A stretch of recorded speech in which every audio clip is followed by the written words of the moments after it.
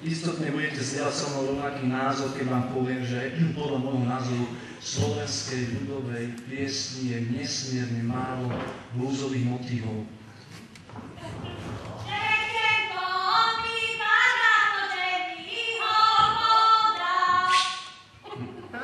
Tak toto je oficiálna, neviem kým, presadzovaná, pretláčaná verzia piesne Vretenko, ale ja svojimi podlúkami po Slovensku, konkrétne obec Terchová to bola, som zavítal do takej užívanej chalúpky, babičky, nepamätám si už meno, má asi 113 rokov a hovorí mi, že tá pieseň sa vôbec tak nespieva.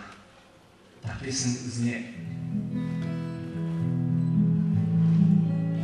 znie úplne inak.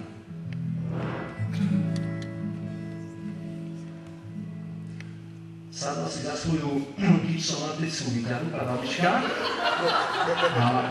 a ukázala mi teda originálnu verziu piesne Vretenko mi pada. Tak dobre počúvajte a dúfam, že opustíte ten nezmyselný názor a vôbec, že prestane aj v Bánove. Vretenko sa tak už nikdy spievať v Bánove nebude. Hej? Ešte kujvá tiež. Tak ja to nahodím, hej? Možno to spoznáte, ja neviem, koho to bola babička, možno niekoho z vás. Vretenko, nie?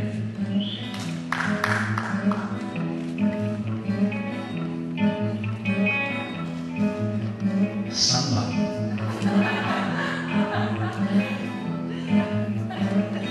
Vretenko mi padá, ktože mi ho podá.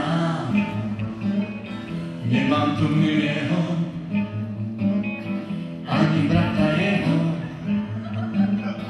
ani kamaráta, ľudia Boží rada.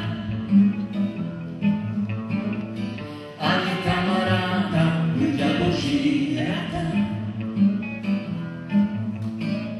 Som tu celkom sama, ale dobre je mi, nechci s vami skláňať Vretenku na zemi. Ak sa zohnem, musím makať, to radšej budem čakať. Ak sa zohnem, musím makať, to radšej budem čakať. A babička spustila.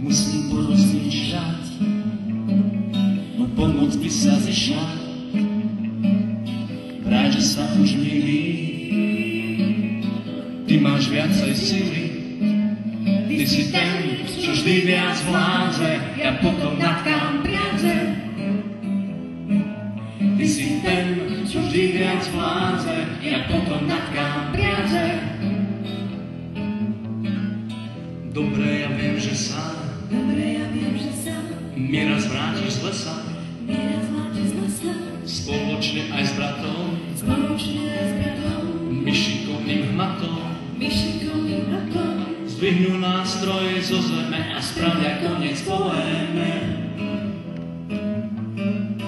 Obretenie ťažko ako cen, čo spôsobilo incident. Obretenie ťažko ako cen, čo spôsobilo incident.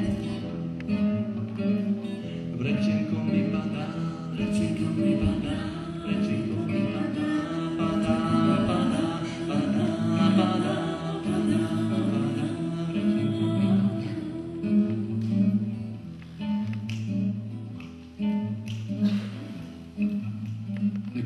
in the moonlight storm, burning like a silver flame. Da da da da da da da da da da da da da da. She's got